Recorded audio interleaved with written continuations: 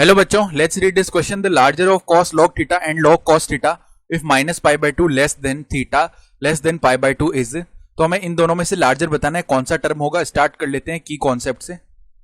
तो देखो यहाँ पे इफ हमारे पास में लिखा हुआ है l is equal to log base a b and a का वैल्यू तो है ग्रेटर देन 1, ठीक है, एंड a का वैल्यू हमारा ग्रेटर देन 1 है एंड b लेस देन 1 है, ठीक है। b ग्रेटर देन 0 है लेकिन लेस देन 1 है, यानी 0 से 1 के बीच में है। तो डिस इंप्लाइज l जो है वो क्या होता है, नेगेटिव, ठीक है। यानी बेस तो हमारी 1 से ज्यादा हो जाए और जो अंदर ये b लिखा हुआ है ये 0 से 1 के बीच में हो, तो उस केस में जो लॉगरिथमिक वैल्यू है वो क्या देगा, एक नेगेटिव वैल्यू देगा, ठीक बात है।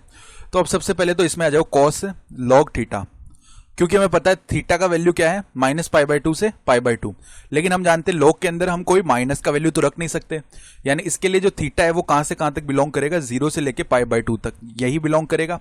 अब इस इंटरवल में अगर हम लिखेंगे लॉग थीटा की वैल्यू, ठीक है, और उसका जब हम कॉस निकाल रहे होंगे तो हमें क्या मिलेगी, एक पॉजिटिव वैल्यू मिल रही होगी, ठीक है। तो this will be greater than 0, यहां से हमें एक पॉजिटिव वैल्यू मिलेगी, सही है। अब उसके बाद देखो हम इस टर्म की बात करते हैं, लॉग कॉस थीटा। अब cos थीटा की हमें रेंज पता है, cos थीटा जो है वो होता है -1 से 1 के बीच में, यानी कुल मिला के 1 से छोटा होगा।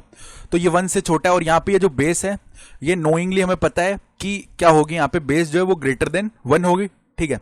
तो अब ये बेस ग्रेटर देन 1 है और अंदर जो वैल्यू है वो 1 से छोटी है, यानी ये वैल्यू हमेशा नेगेटिव होगी। तो एक पॉजिटिव वैल्यू मिल रही है, एक नेगेटिव वैल्यू मिल रही है, तो cos log theta will always be greater than किससे, log का cos थीटा। तो ये हमारे पास में रिक्वायर्ड आंसर आएगा कि cos log थीटा ग्रेटर हो रहा है। तो ये फाइनल आंसर है। I hope you understood this explanation. Best of luck.